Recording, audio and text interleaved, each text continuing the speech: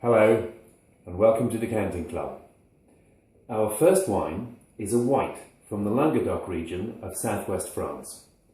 Now this is an area that until quite recently was most known for bulk wine, but is now home to some of the most exciting and innovative winemakers in France.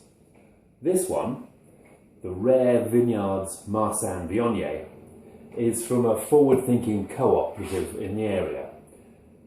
Now these grapes, the Marsanne and the Viognier, are not native to the Languedoc. They're in fact from the northern Rhone Valley, about 100 miles away. And even there, they're not normally blended together. In fact, this is the first time I've tasted a Marsanne Viognier blend. The Viognier is usually used for, on its own for famous wines like Condrieu, whereas the Marsanne is the main grape of things like White Hermitage, White Saint-Joseph, White Creuse Hermitage.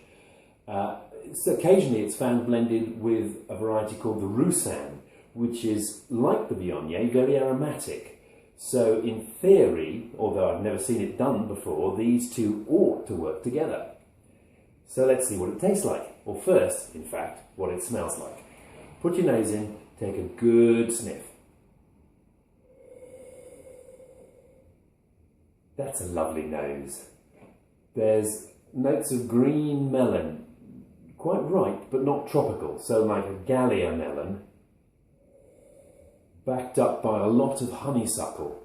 That's probably from the Viognier, because that's a characteristic scent that you get in that grape variety. Beautiful nose, it's delicate and dancing, lovely. So let's see what it tastes like.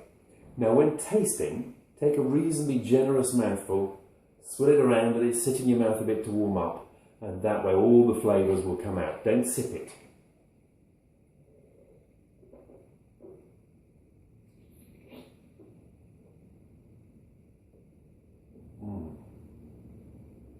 Now that's surprisingly full-bodied. It's quite mouth-filling, despite the 12% alcohol on this. And it's a very pleasant contrast with the delicacy of the nose. We've got this quite broad mouth-filling palate. We've got flavours there of pear and melon again. And there's also a very characteristic hint of mouth-coating oiliness, which is absolutely typical of these northern Rhone varieties, especially the Viognier, but you also get it in Marsanne-based wines.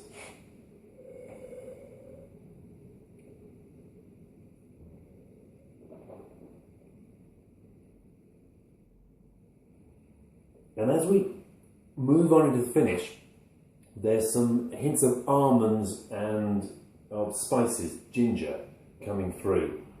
Quite a long finish. An absolutely lovely wine, and a terrific example of the sort of exciting wines being made by forward-looking vignerons in this area of France. I hope you enjoyed as much as I do. Cheers!